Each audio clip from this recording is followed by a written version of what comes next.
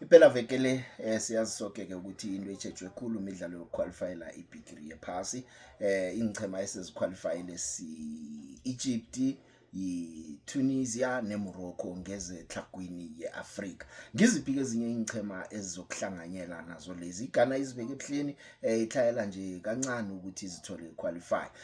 Umdlalo oqalweko ke ngweSouth Africa lapha sidlala khona neZimbabwe. Siyazi ke ukuthi iZimbabwe makhelwane bethu sababetha ngo-3-1 emidlalweni wokuthoma wama-qualifiers.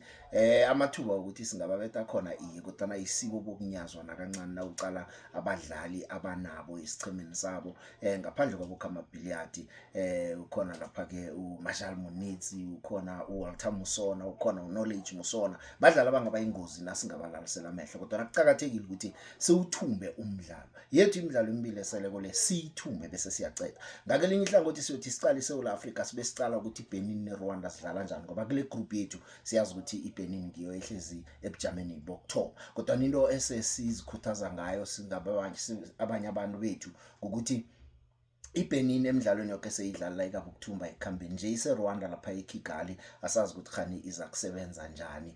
Sibuye sicale nje ukuthi Nigeria neLesotho noma kwenzekani Nigeria abayisathwenye ikhulu ngoba sicale ukuthi yona neBenin nazidlala kozakukhanselana. Kithi siyiSouth Africa sokuthumba nje imidlalo yethu eseleko bese siyakhamba sijinga iBigiri yephasi. Umbuzo engikubuza wona ukuthi ke njengoba sesazi ingchema enathu eziqualifyileko iEgypt, iMorocco, iTunisia, ngiziphi ezinye ezisithandathu ezizokukhamba zokujamela iAfrika le eBigiri yephasi unyaka zayo? Ungafaka wakho umbono uhlole khona enzasa sibone nje ukuthi eBigiri yephasi ezako iAfrika izabe ijanyelwe ngeziphi na. Akwande mlaleli ngiyakulotshisa namhlanje ngohlelo lethu lemhleni ihlelo fulela onetwa uGwekwezi FM.